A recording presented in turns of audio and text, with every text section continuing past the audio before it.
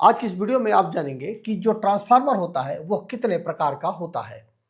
ये हमारा ट्रांसफार्मर है। इस ट्रांसफार्मर में ऐसा नहीं है कि ये जो ट्रांसफार्मर आपको दिखता है यही केवल एक ही प्रकार का ट्रांसफार्मर होता है। ट्रांसफार्मर कई प्रकार के होते हैं, उनका अलग अलग जगह पे उपयोग किया जाता है।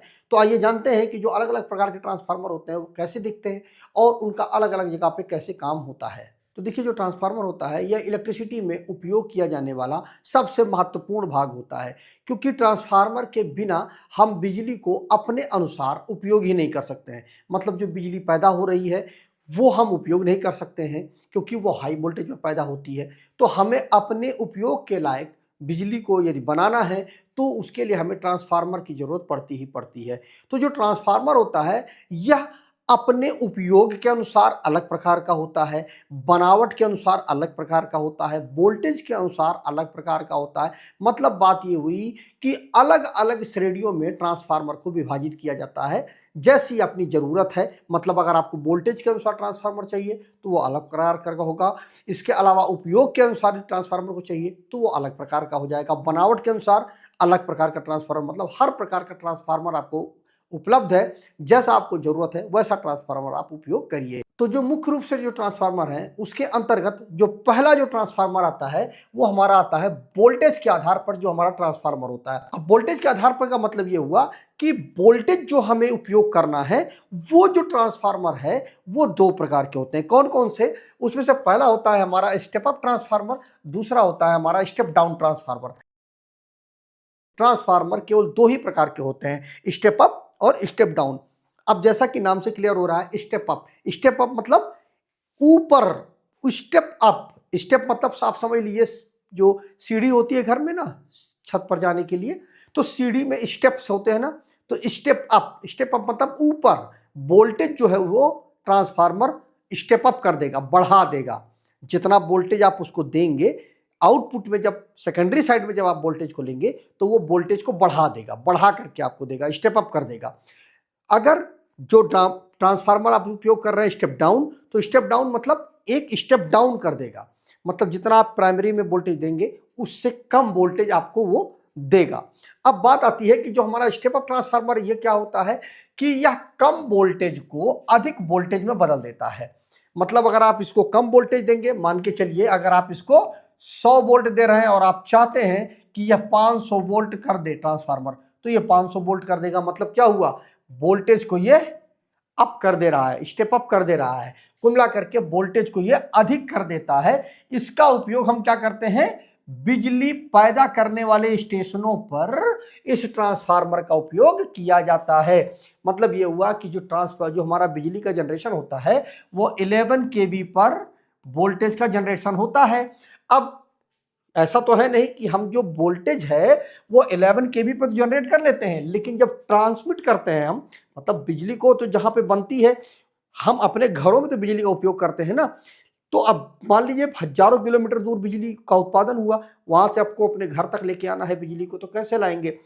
अगर आप इस वोल्टेज पर आप लेकर के आएंगे तो वोल्टेज का ड्रॉप बहुत ज्यादा हो जाएगा, क्योंकि लाइन लॉस बहुत ज्यादा होगा और आपका पूरा का पूरा जो इलेक्ट्रिसिटी है वो बर्बाद हो जाएगी।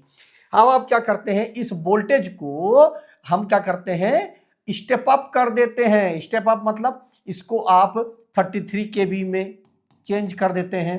ठीक है, किसकी मदद से कर पाते हैं, स्टेप अप ट्रांसफार्मर की मदद से करते हैं। मतलब 11 केवी जनरेशन हुआ, उसको आपने बढ़ा करके कितना कर दिया, 33 केवी, या इसी 11 केवी को बढ़ा करके आप 66 केवी भी आप कर सकते हैं। मतलब अलग अलग से 132 केवी भी कर देंगे, 220 केवी कर देंगे। ठीक है, मतलब जितना आपको जरूरत है उसके अनुसार स्टेप अप ट्रांसफार्मर की मदद से इस वोल्टेज को आप बढ़ा करके ट्रांसमिट कर देंगे। अब चूंकि वोल्टेज इतना ज्यादा होता है कि इसमें लाइन लॉस बहुत कम हो जाता है, और लाइन लॉस जब कम हो जाता है तो उससे हमारी बिजली का नुकसान कम से कम होता है। अगर इसके ऊपर आप प्रॉपर वीडियो चाहते हैं कि वोल्टेज हम इतना बढ़ा करके ही क्यों देते हैं, कितना वोल्टेज का हमारा नुकसान होता है, कितना लाइन लॉस होता है, इस पर आप वीडियो चाहते हैं तो कमेंट करिएगा, मैं उस पर वीडियो बना दूंगा। फिलहाल आप जानिए कि जो वोल्टेज को बढ़ा देता है वो कौन सा ट्रांसफार्मर होता है, स्टेप अप ट्रांसफार्मर होता है। ये हम जहां पर बिजली पैदा होती है वहां वाले जो सब स्टेशन होते हैं वहां पर इसका हम उपयोग करते हैं। दूसरा जो ट्रांसफार्मर होता है वो हमारा स्टेप डाउन ट्रांसफार्मर होता है। इसमें जो अधिक वोल्टेज को कम वोल्टेज में ये ट्रांसफार्मर बदल देता है।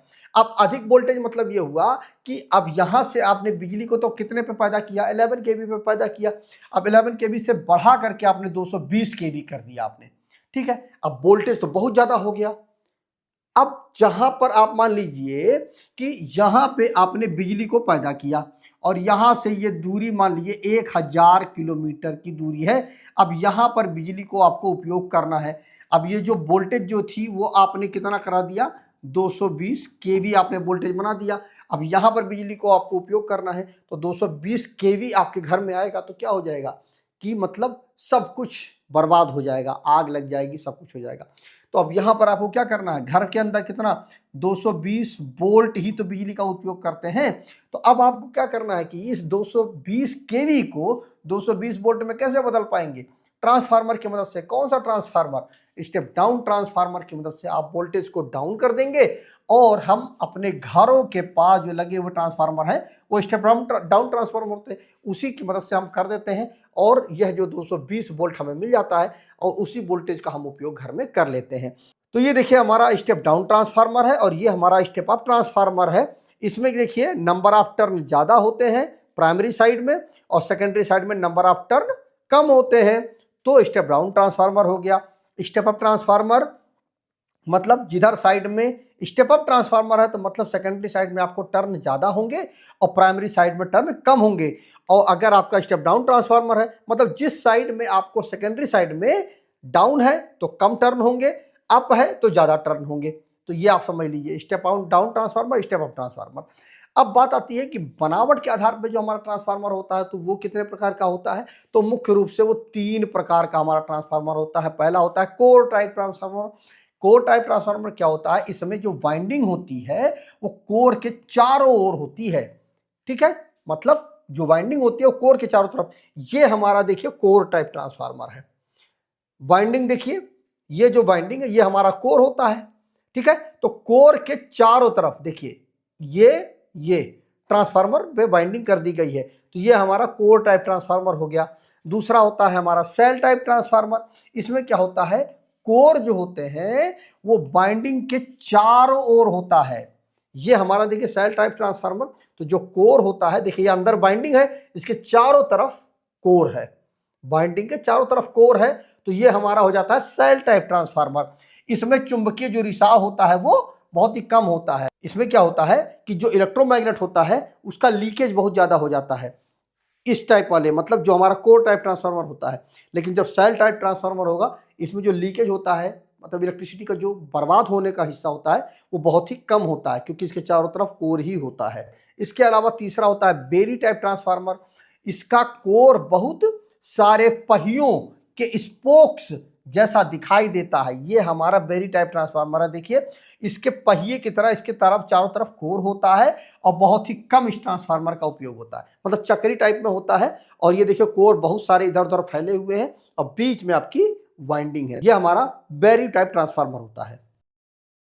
अगला जो ट्रांसफार्मर है वो उपयोग के आधार पर ट्रांसफार्मर होता है। इसमें जो पहला ट्रांसफार्मर है वो हमारा पावर ट्रांसफार्मर होता है। तो जैसा कि नाम से ही क्लियर हो रहा है पावर ट्रांसफार्मर मतलब इसकी जो क्षमता होती है वो बहुत ही ज़्यादा होती है। इसका उपयोग है बड़े बड़े जो स्टेशन होते हैं वहाँ पर करते हैं, सब स्टेशन होते हैं वहाँ पर उपयोग करते हैं क्योंकि वहाँ से जो इलेक्ट्रिसिटी होती है वो लोड के साथ जोड़ दी जाती है, मतलब घरों को सप्लाई दी जाती है। तो वहाँ पर क्या होता है कि हाई लोड जहाँ पर होता है वहाँ पर हम इस ट्रांसफार्मर का उपयोग करते हैं। दूसरा जो होता है डिस्ट्रीब्यूशन ट्रांसफार्मर। यह ट्रांसफार्मर जो होता है वो हमारे घरों को जो सप्लाई आती है वो इसी ट्रांसफार्मर की मदद से आती है।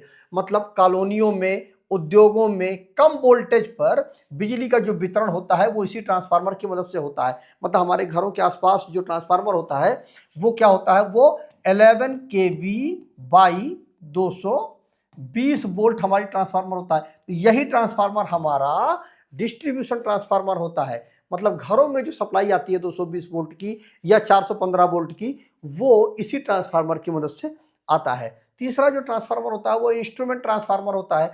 अब इंस्ट्रूमेंट ट्रांसफार्मर जैसा कि नाम से क्लियर हो रहा है कि ये इंस्ट्रूमेंट चीजों को चलाने का काम करता है, जैसे कि सीटीपीटी, जैसे कि वोल्टेज को चेक करना, करंट को चेक करना, उसके लिए हम इंस्ट्रूमेंट ट्रांसफार्मर का उपयोग करते हैं। ये ट्रांसफार्मर बेसिकली सप्लाई देने के लिए नहीं होता है, उस जो सप्लाई हमारी चल रही है उसमें करंट कितना चल रहा है, वोल्टेज कितना चल रहा है, उस चीज को मेजर करने के लिए इसका उपयोग किया जाता है। तो ये कौन कौन सा ट्रांसफार्मर होता है? पहला होता है हमारा सीटी मतलब करंट ट्रांसफार्मर। ये क्या करता है? करंट को नापता है कि मतलब जो सर्किट है, जो सप्लाई जा रही है उसमें करंट कितना फ्लो हो रहा है, कितना करंट वहां पे चल रहा है, इसका हम इसी सीटी की मदद से हम उस करंट को मेजर करते हैं। दूसरा होता है हमारा पीटी मतलब पोटेंशियल ट्रांसफार्मर। इसकी मदद से हम क्या करते हैं? वोल्टेज को हम नापते हैं कि कितना वोल्टेज जा रहा है, वोल्टेज कितना आ रहा है, इस चीज को आप इससे मेजर करते हैं, जो हमारा पीटी होता है। सप्लाई के आधार पर जो ट्रांसफार्मर होता है उसमें सिंगल फेस होता है और 3 फेस होता है। मतलब कुल मिलाकर के जो ट्रांसफार्मर होता है वो क्या करता है? आपको आर, वाई, बी और न्यूट्रल इस प्रकार से 3 फेस बना के देता है। अब आप इसको चाहे तो 3 फेस के रूप में आप इस ट्रांसफार्मर का उपयोग कर लें, या फिर आप इसी को आर के साथ में न्यूट्रल कर लें तो सिंगल फेस बन गया, वाई के साथ में न्यूट्रल कर लें तो सिंगल फेस बन गया, और बी के साथ न्यूट्रल कर लें तो भी सिंगल फेस बन गया। या फिर सिंगल सिंगल फेस के भी ट्रांसफार्मर होते हैं और 3 फेस प्लस न्यूट्रल का भी ट्रांसफार्मर होता है।